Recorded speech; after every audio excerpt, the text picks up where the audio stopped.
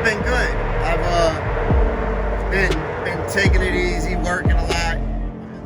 I thank you very much. I hope you have a great day and a great week, and I hope things continue to progress for you, all right? Excuse my background, y'all. I'm in the shop. I just wanted to get this video put out as soon as possible. So a lot of people already know on the channel and that follow the channels coming out of Kensington, Gigi, Regina, that passed away. There was a lot of rumors circulating that she was murdered. Some people were saying that she was found behind a dumpster, that she was killed violently and her face was disfigured. And I wanted to do some homework and present the facts, right?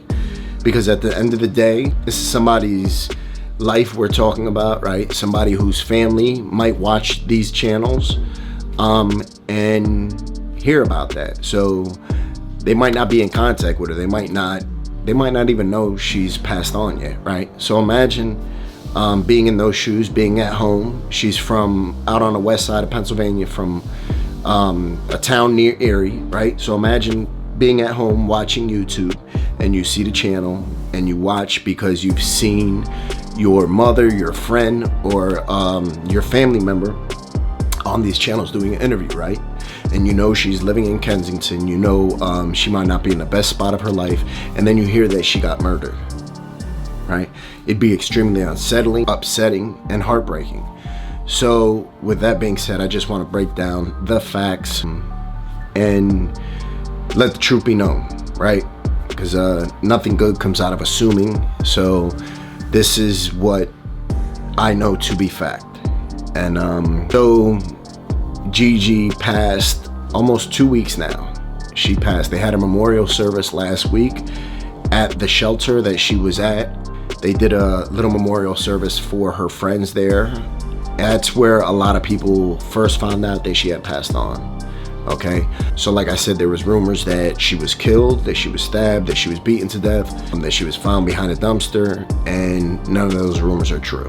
There's absolutely no truth to that. Gigi passed away in the shelter. You're gonna hear from somebody that I did an interview with. I'm telling you, she slept a couple beds away from them. So she passed away in the shelter from presumably an overdose. That's what the people at the shelter are saying, either overdose or underlying health condition that was made worse by drug abuse, right? So let me tell you about when I first met Gigi. I met Gigi the weekend of like July 19th, 18th of 2020. One of the days I was in Kensington doing work. We were doing haircuts and showers at the park. And that was the first time I met her. I did an interview with her. I'll put links to the 2 interviews that I did with her. I'll put links here in the description. So if you guys want to go back and revisit the videos, you can, to see what type of person she was. And I spoke to her a lot off camera, numerous times. We have to understand that when I go down there a lot, I don't have the camera on 24/7. You know what I mean? I have interactions with a lot of people down there. Sometimes I don't feel like recording. Sometimes they don't feel like having a camera in their face. Every time I see them, the camera's not always on. So I spoke with Gigi a lot. She always expressed her deep love for her grandchildren and looking forward to seeing her granddaughter that was recently born. She was very excited to see them. So let me give you guys a little rundown on Gigi's past, okay? Gigi was born on August 5th, 1975. On August 13th of 1980, she was kidnapped. Her and a few other individuals that came out of her town were sent to Atlantic City. They were ultimately doing, they were going out there to take fake IDs out there. So they went to Atlantic City to take these fake IDs, and mind you, at the time she was 15 years old, had just turned 15 years old. And she was drugged and shipped to New York City. She wakes up in New York City and she was held captive for 18 months. Held captive in what she described as a whorehouse, you know, as a spot where young women were trafficked. She said the youngest woman that was with her was 13 years old. So just imagine that as a 15-year-old going through all that, and at 15, you know, being held captive from people that you were supposed to trust, because the people that sent her to Atlantic City to take the fake IDs were like family friends. So just imagine that. You know, she said that preyed upon while she was there. She was sold for sex to people that frequented that house or that business or whatever they had going on there. And one day, about 18 months after she was held captive, she was able to leave, to escape. She got away, went to the police, they got her a bus ticket back home. She said when she got home, she went back to her family's house, and she went back into the same house that she originally had sort of ran away from at the beginning. She said she didn't feel welcome there. Her family, she was shunned by her family and the other people in the community. They were calling her a whore and calling her, you know, a slut, and almost as if she was damaged goods because she was kidnapped and raped and molested and trafficked. So she was, you know, she was struggling with that. Gigi has 5 children. She also has 5 grandchildren. She expressed to me that she did, you know, a lot of time in prison. She had 6 different state numbers and said that she always kept her nose clean when she was in prison. Never really got in trouble. That she sort of gravitated towards the older people in jail. And then February of 2020, she was released to a halfway house. That halfway house was located in Philadelphia. She ended up leaving the halfway house and wanting to go purchase drugs. She found her way to the Kensington area, and that's where she ended up staying. She was homeless for numerous months, and then she was able to get a bed in one of the homeless shelters in Kensington. Just remember that it's so quick for us to judge, not knowing what people have been through. We have to try to get away from that, right? That was somebody's mother, somebody's grandmother, somebody's friend. She was my friend. I'm sure you here on the channel can relate to her and sympathize with her and her family. So I just ask you to keep prayers going out for her family. And just remember, don't judge. You know, we don't have the right to judge anybody. We don't know what people have been through. So I thank you guys for checking out the channel. I'm going to drop this interview now so you can see from somebody that witnessed firsthand what happened. I thank you guys. Stay blessed. Remember to be patient, kind, and loving with somebody, because at some point in our life, somebody was patient, kind, and loving to us. I thank you guys. Stay blessed. All right. So we back here with Jess. We was speaking. I knew that Regina, as people on the channel know her by Gigi,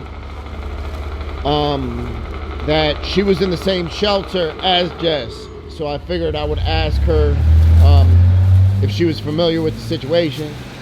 She told me she was. So can you tell me a little bit about the situation? Yeah, she passed away. She OD'd. They found her on the side of her bed. I guess she was cleaning or doing something. You know, I guess hit herself, whatever, and overdosed. You know, right there alongside of her bed. At the time the shelter was cleared out, you know, to, you know, get around, and like the authorities and stuff, everybody was inside. So just them at the time. There was a memorial for her that was just the other day that took place inside the shelter.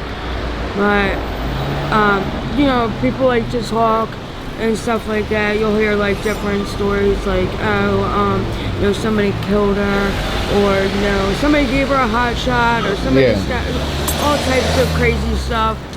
But that's not even the case. Yeah. That's what we were just saying off camera before, you know, we started the interview, how people were saying, oh, they found her behind a dumpster, somebody killed her, you know, and I searched for news articles, I didn't find nothing.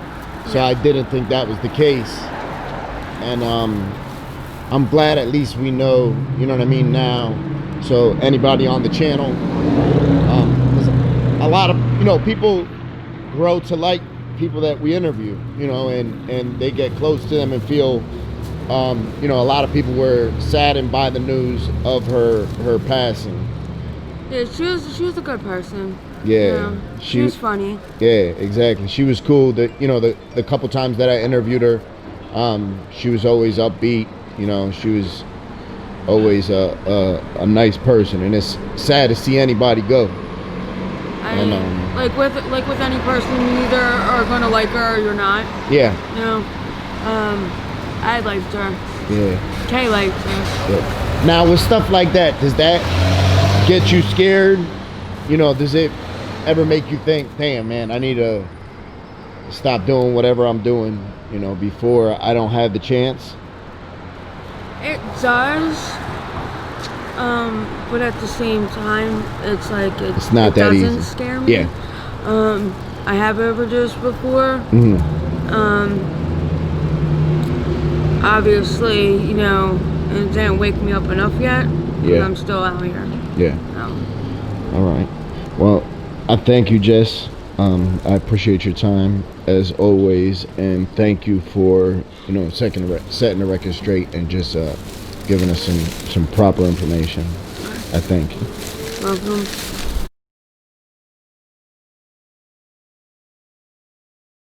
All right. Well, I thank you very much, sister. I hope things get better for you sooner than later. Oh, no, you know what? I'm blessed every day. I don't care where I'm at. Because nobody can tell me I didn't have to walk through that hell that was in my life journey without God holding me up so I can tell my story to help another. Nobody can tell me that. There's a purpose for this walk. If there ain't, so shoot me because I won't be able to take it. I won't be able to understand.